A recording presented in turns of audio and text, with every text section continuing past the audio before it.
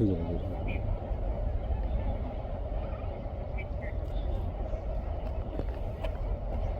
आहे.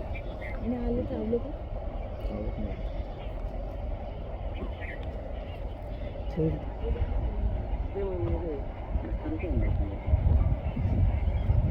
सगळे सकारात्मक सोच उडणार नाही ते काल ना दगड मारून घेऊन पडतो. मॅम फ्लेमिंगो नवी मुंबईमध्ये आलेले आहे, ते पर्यटन स्थळ म्हणावं लागेल. हो, कसा आनंद आहे तुम्हाला?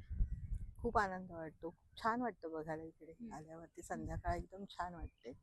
खूप खूप जास्त असतात संध्याकाळी. एक परफेक्ट वेळेला आलात तर तुम्हाला चांगला व्ह्यू मिळतो. आणि जेव्हा ते फ्लाईट वगैरे घेतात, रिलॅक्स मोडमध्ये असतात, डिस्टर्ब नाही करायचं त्यांना, लांबनं बघायचं, फोटोज पाहिजे तर काढायचं.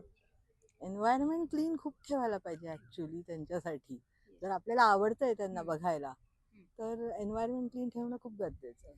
ऍक्च्युली बोलतात की फ्लेमिंगो सिटी नवी मुंबईला ओळखलं जातं, पण त्या पद्धतीचं आहे का म्हणजे इन्व्हायरमेंट किंवा स्वच्छता?